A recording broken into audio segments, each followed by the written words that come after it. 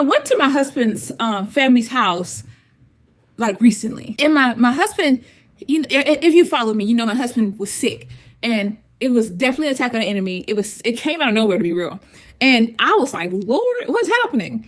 And so he got sick, then my other little one got sick, and I'm like overwhelmed because if you know me, you know I got 5 kids, 1 teenager, 4 under 5. And when your husband's down, oh, it's really bad. I had friends that would come over to help, but I needed a little bit more reinforcement. My husband was like, hey, so how about we just go to my mom's house? I'm like, you gonna call her? He goes, for what? I'm like, don't you need to call her? Don't you need to get permission to go over her house? You know, space, respecting people's space. Y'all, my husband looked at me and was like, is that not my home? Is that not my mother and my father? And I'm like, confused because I've never experienced that before. I've never been able just to go home. In fact, when I became 18, and I'm thankful to my parents, like the Lord allowed my parents to move like this. But when I got 18, baby, it was a wrap. My mom was like, hey, what you doing? Where you going? Because you can't stay here.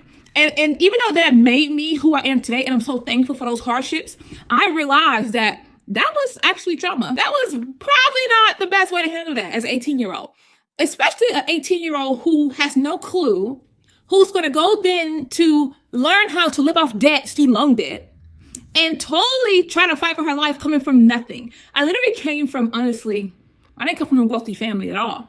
I started from below zero, negative, and I went into student loans just to survive. I would even send back some of those student loans to my parents in order to help them survive too. But anyways, back to story time.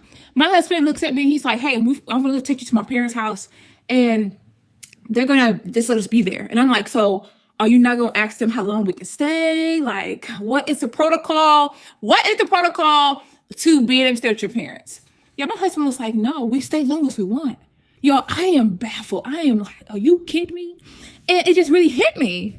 I didn't cry or nothing. But deep down, I was like, wow, that's what it means to have a home. If you're like me, when you became 18, you no longer had a home.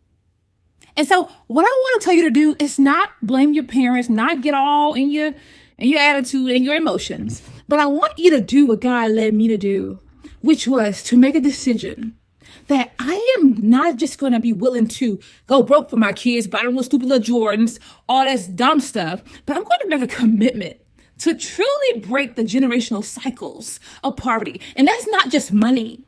That's poverty of emotions. That's poverty of mindset. That's poverty of money. We need that money, okay? And there's also poverty of home. I want my children, ooh, this fly, y'all. I want my kids to